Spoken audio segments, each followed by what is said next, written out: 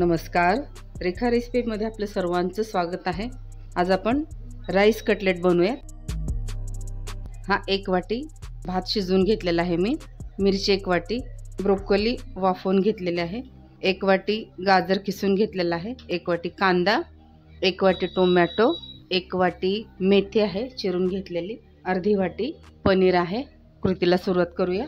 सर्वप्रथम अशा पद्धतीचं आपल्याला पसरट भांडं घ्यायचं आहे। आता यामध्ये आपण शिजवलेला भात टाकूया, पनीर, मेथी, गाजर, टोमॅटो, वाफवलेली ब्रोकोली, कांदा आणि सर्वात शेवटी हिरवी मिरची, मीठ टाकूया। आता हे सर्व साहित्य आपल्याला छान पद्धतीनं मिक्स करायचं आहे आणि मग नंतर कटलेट बनवूया।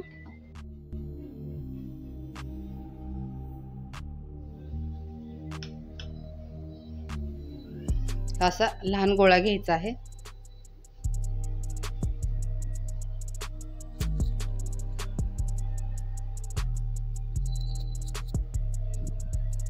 असा राऊंड गोळा करून झाल्यानंतर याला थोडं प्रेस करायचं आहे। तुमच्या आवडीनुसार तुम्ही लहान मोठे साइज बनवू शकता। हे बघा, अशा पद्धतीचं हे कटलेट मी बनवलेलं आहे। आता या पद्धतीने सर्व मी बनवून घेते। हे अशा पद्धतीचे मी पनीर, शिजवलेला भात यापासून हे कटलेट बनवून घेतलेले आहेत। पॅन मध्ये गरम करून घेऊयात। पॅन गरम करून घेतलेला आहे। आता यामध्ये 1 चमचा तेल टाकूया। तुम्हाला हवं असेल तर तुम्ही तूप किंवा बटर वापरू शकता।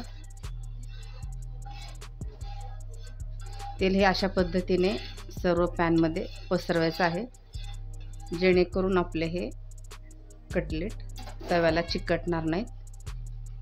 एक एक करून आता आपण हे कटलेट ठेवूया त्यामध्ये।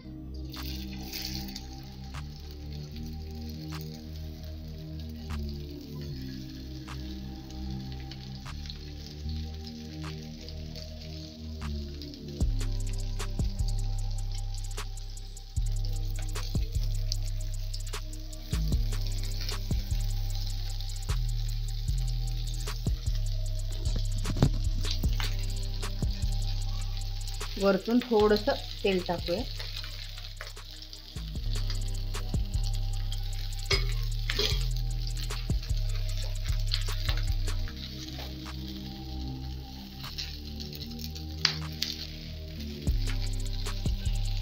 हलक्या हाताने आपल्याला हे पलटून घ्यायचे आहेत। तयार भात आणि पनीर, वाफवलेल्या भाज्या असल्यामुळे हे कटलेट बनवण्यासाठी वेळ लागत नाही, पटकन होतात। हे बघा, सर्व कटलेट मी पॅनमधून प्लेटमध्ये काढून घेतलेले आहेत।